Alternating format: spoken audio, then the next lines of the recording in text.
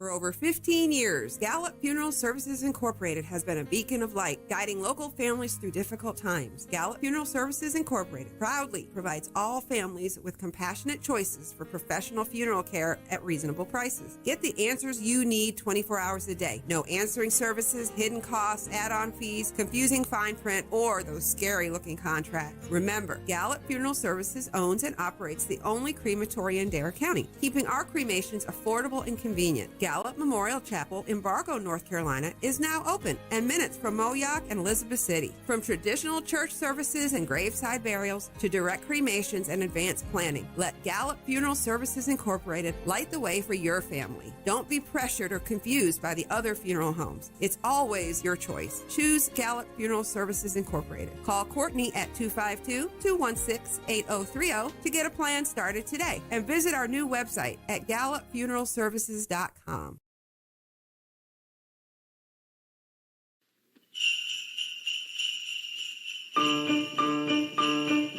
3 days left for Christmas shopping. 3 days left to fill the stocking. 3 days left for Christmas shopping. Only got 3 days more. Only got 3 days more. 1, 2, 3. Only 3 shopping days till Christmas. But don't despair. There is still time. Now listen to this. To all who come to this happy place, welcome. News team, assemble! Joining us live because if you want to know anything about the Outer Banks, Sam Walker's the dude to fill you in. The sea was angry that day, my friends. Like an old man trying to send back soup in a deli. Always appreciate talking to you. Always good stuff with Sam Walker in the Outer Banks. Now here's Les Nessman and the news. And good morning, everyone. Welcome to OBX Today Live for this December 22nd, 2021. I'm Sam Walker. Happy Wet Wednesday. Yeah, got a little showery activity still to come through after a little coastal storm making its way up the southeast coast. Already gotten offshore. We've seen the wind shift to the northwest this morning. So, like I said yesterday, this thing's moving so fast, it's not going to cause any issues. And we're looking pretty decent for the next couple of days after this storm gets out of here. In fact, we'll jump over to the live radar right now and give you an idea what to expect here over the next few minutes, because we do have some rain that's going to be crossing the area here probably in the next hour or so. So it's already coming in across the mainland areas, and then the beaches are going to see a little bit more moderate shower activity.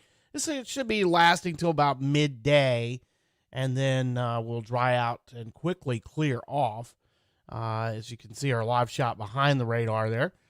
From up in Kerala right now, just kind of a misty, a little bit of fog around. Visibility's dropped to about 5 miles, maybe even less at times here in the early morning hours. It's not going to last that long. We were checking out the conditions at Jeanette's Pier. Here's their wind meter right now, coming in 17 knots out of the northwest at Jeanette's Pier, and that's expected to stay that way through the day. May pick up. In fact, down on Hatteras Island, we might see some winds up to 30 miles an hour as we get into to the midday hours. But then it's going to pretty much be done in the next couple hours. In fact, you can see here is the latest from the National Weather Service as far as what they're predicting. The low is going to be off Cape Cod by the end of the by midday. Those lows are already going to be up off Cape Cod. We'll see a little bit of shower activity here. But they're getting out of here, and then the next couple of days just look absolutely fabulous. We're looking at clear skies, high pressure coming in from the west, so kind of cool tonight and into tomorrow, and then Thursday or Friday and Saturday we may even be in the 60s for Christmas Day. All that coming up here in the OBX Today Weather Center forecast in just a few minutes on OBX Today Live. Latest on COVID-19 in Dare County. New report coming out on Tuesdays, as always. The number of new cases, percent of positive tests, both increased over the past week. Dare County remaining in the red category of the CDC's level of community transmission map. While Dare County remains an area of widespread community transmission, they still encourage everyone to wear masks. They're 5 and up. The total of the new positive cases reported in Dare County for the last 7 days was 167. The majority of new cases acquired by direct contact with friends or family members who are positive or symptomatic.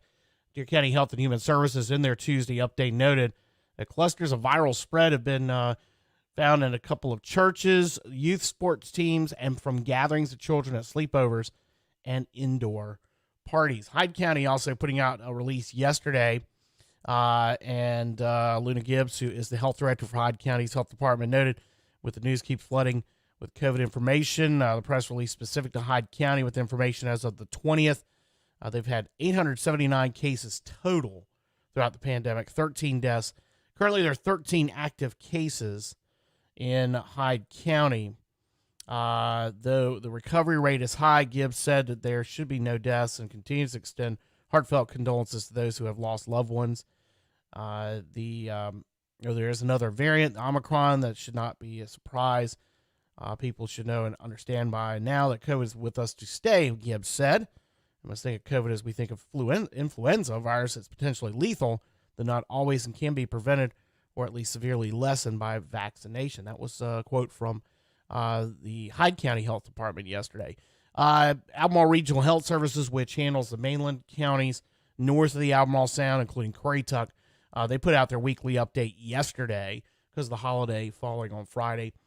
They did have one death in the past since Friday in a Hertford County resident. No other deaths were reported. They are noting that they'll be closed Thursday through Monday and will resume services on Tuesday, the 28th at Albemarle Regional Health Services. That's the health departments in Currituck, Camden, Pasquotank, Perquimans, Chowan, Bertie, Gates, and Hertford counties. A couple of other items to get to this morning on OBX Today Live, presented by Gallup Funeral Services. The town of Kennelville Hills sent out an email yesterday afternoon. There is a planned road closure again today on West 3rd Street. They're planning to do that work at the Upper Dune Road as part of the utility and roadway improvements have been going on all fall and into the winter now. So the stormwater pipes and new water main and sidewalks are being built. They're working on the stormwater pipes and other utilities now. So those who are coming through on West 3rd Street this morning, expect a closure, although with the weather, they may have to delay that. They're expecting that closure to last from 8:30 until 2, West 3rd Street and Upper Dune Road. New video out from the Outer Banks Visitors Bureau talking about the latest numbers on occupancy taxes and meals taxes. The numbers continue to reflect our overall trend here on the Outer Banks of continued huge visitation. And Lee Nettles from the Outer Banks Visitors Bureau, he's the executive director. They had the meeting of the Dare County Tourism Board on Thursday last week, and he filed this video with them with an update on all that information.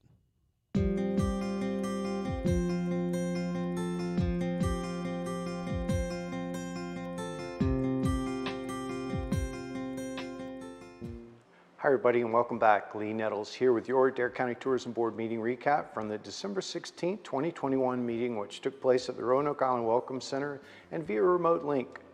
This being the final meeting of the calendar year, we had the sad task of recognizing outgoing board members. They were Doug Brinley, Jeff Pruitt, Webb Fuller, and Ms. Karen Lupin-Davis. I want to thank each of those board members for their efforts, their time, and energy. Really appreciate their service to the Dare County Tourism Board. The first item of business on the agenda following that recognition was to consider an extension request from the town of Duck. Duck had previously been awarded a Tourism Impact Grant, a TIG, for pedestrian and bicycle improvements, phase 4 of that project in the town. The town had also applied for a federal grant in an effort to try and coordinate these two grants and the construction from each. The town requested an extension and was granted that extension by the Tourism Board by unanimous vote. The project will be completed now by June 30th of 2023. Next, we heard from the Budget and Finance Committee reporting on the October occupancy and meals collection figures. What can I say? Another month, another record, it seems. For those of you keeping count, on the occupancy collection side, that's 17 consecutive months of record-setting collections. Meals, we're running 10 months on that record. So another incredibly strong month. What makes it all the more remarkable is on the occupancy collection side, We saw a modest growth for October of 6%, but when you look back at last year, you see that October occupancy collections last year were up 83%. So we were working off of an incredibly strong number and yet still found a way to surpass it. For the calendar year to date, occupancy collections are up 35%. On the meals collection side, we saw a really strong growth, 30% for the month of October. We were working off of a weaker number the year prior, but nonetheless, a really strong number. And then for the calendar year to date, meals collections were up 55%. The final item of business was we were pleased to share with the Tourism Board the official 2022 Outer Banks Travel Guide. And here's what it looks like. Beautiful. This year we expanded back to a 44-page format, and we're really calling it the Ultimate Travel Planning Guide. This is being shipped out to visitor inquiries. It's also being distributed through our local welcome centers, through state welcome centers, and AAA offices. So be sure to pick yours up soon. But otherwise, let us know what you think. We always welcome your calls and emails.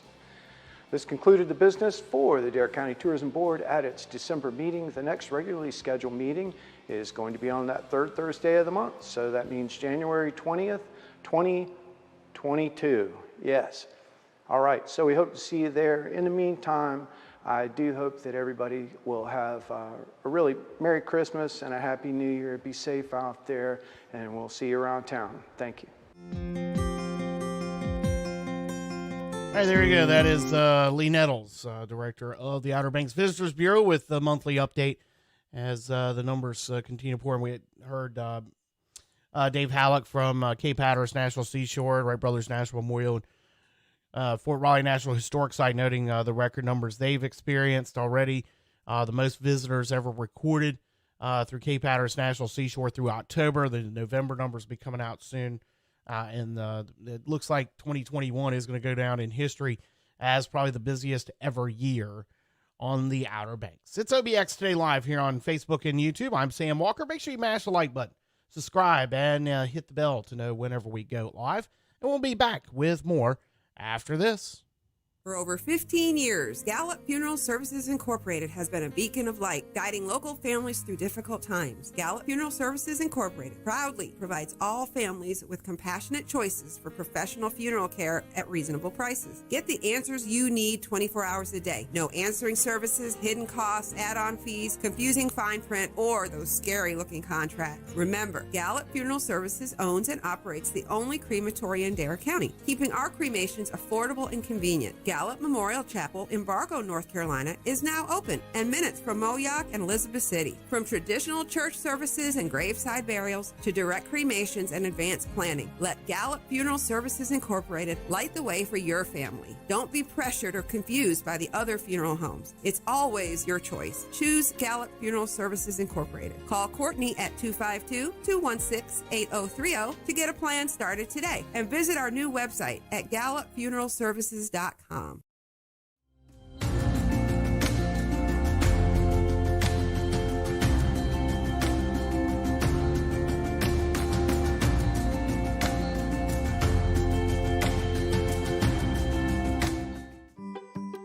Our pet of the week for this week is Ezekiel. Ezekiel is about 4 to 5 years old and is super sweet. He loves getting attention and even chirps at you for more. He was brought in as a stray, but his personality has house cat written all over it. Ezekiel gets along great with other cats, but is not a fan of dogs.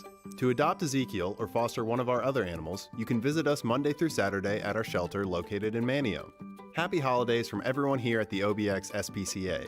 We hope you have a great holiday with friends, family, and of course, all the pets. For more information, visit our website at www.obxspca.org or visit our OBX SPCA Facebook page.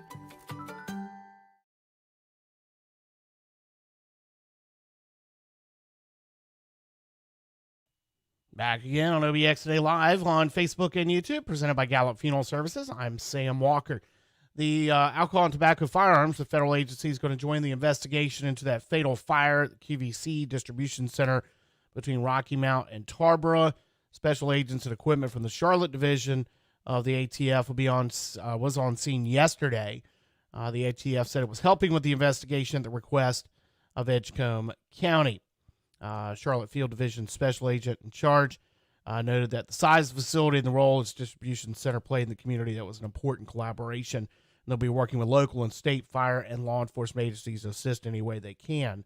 About 1.5 million square foot facility went up in flames Saturday and is considered unsalvageable. One worker, a 21-year-old Kevon Ricks, died. He was found in the loading dock area of that building. The fires put 2,000 people out of a job. QVC said it'll pay employees at least to the end of the year. News Observer's got a story this morning on more on the Leandro case. That is the long-running legal battle over getting more funding to North Carolina's public schools in rural areas. In fact, they have a feature on Leandro himself, the now man who was a child at the time when the suit was filed in 1994 by low-wealth school districts. Those districts have been trying to get more state funding since that suit was filed. A district judge, a Superior Court judge from out in the western part of Union County actually had issued an order to transfer $1.7 billion from the state treasury to fund public schools. That funding in limbo now, as the state Supreme Court has been asked to review an appellate panel's order blocking the transfer of that money. All right, we got more coming up here on OBX Today Live on Facebook and YouTube, so stick around.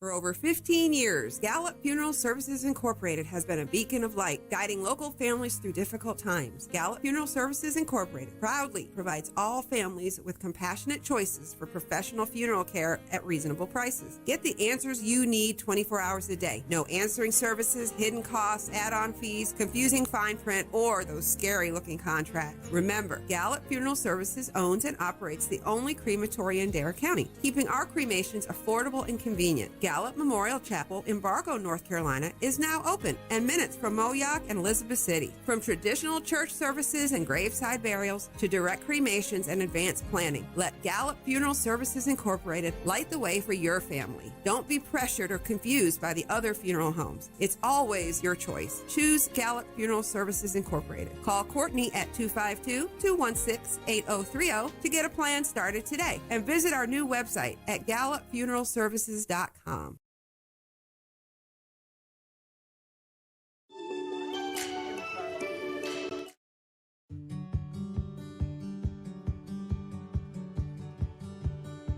We're down here at the Buxton Burn Building doing a class that we're calling Prioritizing the Search.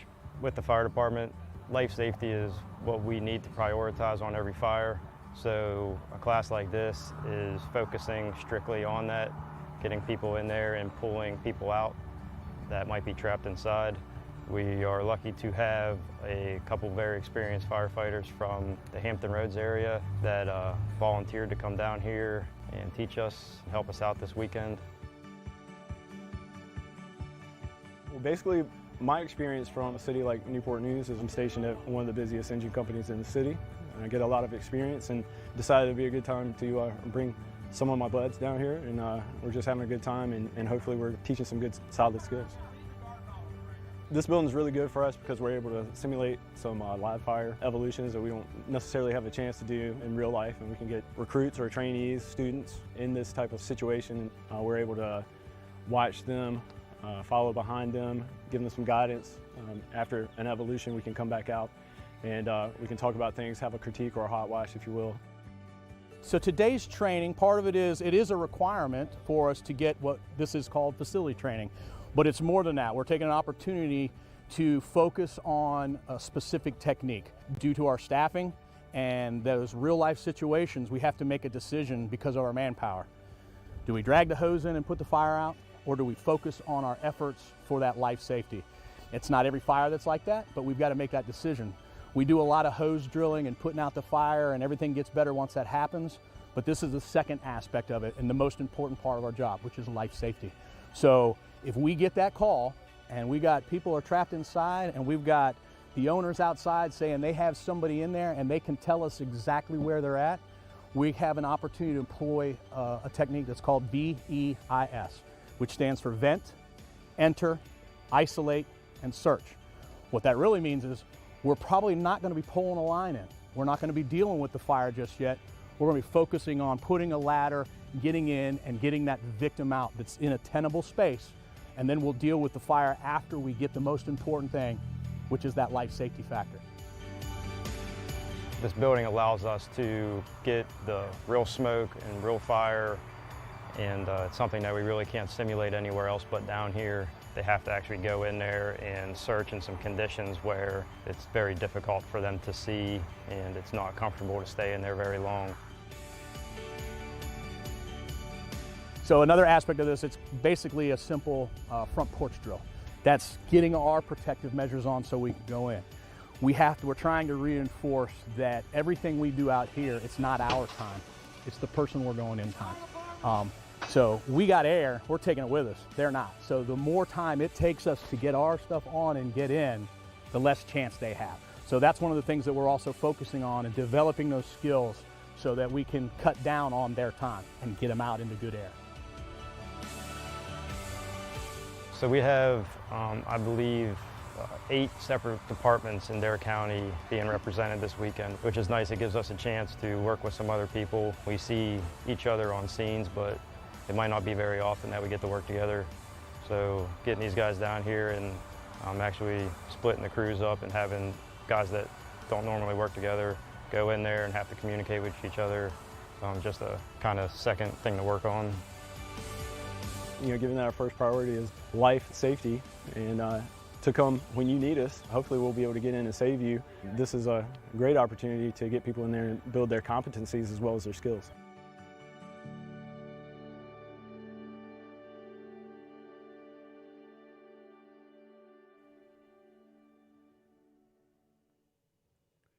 It's OBX Today Live on Facebook and YouTube. Make sure you mash that like button, subscribe, and hit the bell to know whenever we go live on the OBX Today Facebook page and the Sam Walker OBX Facebook page, as well as the Sam Walker OBX YouTube channel. We're getting down here into the holidays, so things kind of slowing down news-wise. We still got some stories up at obxtoday.com. One that just went up a short time ago, and we're going to talk more about it on the show tomorrow, is details about a gypsy moth infestation that has kind of expanded up into the northern Outer Banks now. We've been talking about for years now the issues they've had with gypsy moths down on Hatteras Island and Buxton Woods, which is that area between the Buxton, Cape Hatteras Lighthouse area, and then to the west over towards Frisco. That's the Buxton Woods. And we've got details about that right now at obxtoday.com. There's some areas, Duck and Southern Shores, also Pine Island area in Corolla, as well as up in Corova, over Knott's Island, and an area in northwestern Camden counties that are identified as areas that are going to be doing some treatments next year. And there's public meetings and stuff that will be taking place. We've got all the details about it right now at obxtoday.com. But I'll go into a little more in depth with that on tomorrow's show, our last show before Christmas. In sports, high school football, basketball rather. Today, just one game in the local scene. That's First Light playing Norfolk Christian. They're taking part in the Peninsula Catholic Classic. The Nighthawks playing at 2:30 this afternoon up in Newport News. NFL last night, Philadelphia beat Washington 27-17. The Rams over Seattle 20-10. College basketball yesterday, East Carolina edging Southern Miss 68-67. NC State's lost 3 in a row. They dropped an 84-70 decision at home to Wright State yesterday. North Carolina rolled past Appalachian State 70-50. Now today, Boston College and Wake Forest were to tip off their ACC slate, but that game has been canceled. And right now, BC has forfeited that game under the ACC's COVID protocols, but there's a lot of calls for that to change. BC had all their players vaccinated and all boosted. They've all done everything right, and then could not play today under the current setup with the ACC. They'd have to forfeit, but there are talks about maybe changing that policy because of the Omicron variant outbreak that's starting to just roll through all of sports. Clemson at Virginia, that's a 7 o'clock tip. Old Dominion has Charleston at 7. And tonight, Duke is home to take on Virginia Tech at a 9 o'clock start. Bowl games yesterday on the bowl slate. It was, there's my schedule. Here we go. Wyoming winning all the potatoes and the French fry dunking for their head coach. 52-28 over Kent State in the Idaho Bowl, the famous Idaho Potato Bowl. It was San Diego State winning all of the, no, actually I think that may have been an upset. Where's my score? ACA, there we go. San Diego State did pull out to win 38-24 over Texas San Antonio for all the tropical smoothie cafes. That in Frisco, Texas. Today, you've got one game between Army and Missouri playing the Lockheed Martin Armed Forces Bowl in Fort Worth at 8 o'clock tonight. NHL looks like they're going to shut it down. They already have shut it down until after Christmas. And now it looks like the players will not be going to Beijing for the Olympics. There were concerns the pandemic will disrupt the league's ability to complete a full season. Multiple outlets reporting that yesterday afternoon, but nothing has been formally announced. OBX Today Weather Center forecast. That's how we do it. Yeah, we got rain to start this morning. It'll be clearing off as we get into the afternoon as this coastal storm gets out of here. High of 54, northwest winds 16 to 25, some gusts to 30 at times down Hatteras Island. Tonight, clear and a low of 38 with north winds 15 to 20 miles an hour. Oh, they haven't updated that. There's some gusts to 30 at times. Sunny on Thursday, and so only a high of 48 with north winds 15 to 20. So kind of a raw day tomorrow. Well, not raw. Today would be the raw day. But you get what I'm saying. It's going to be cooler tomorrow. Clear 39 Thursday night. Sunny and 58 Friday. Christmas Day is sunny and 63. Inland areas may get up into the upper 60s. Same thing Sunday. Sunny and 63. Monday, sunny and 60. Tuesday, sunny and 60. Coastal Marine forecast day. Small craft advisory pennants are up. We'll see northwest winds 20 to 25. Gusts to 30 knots at times with 2 to 3 foot waves and sounds.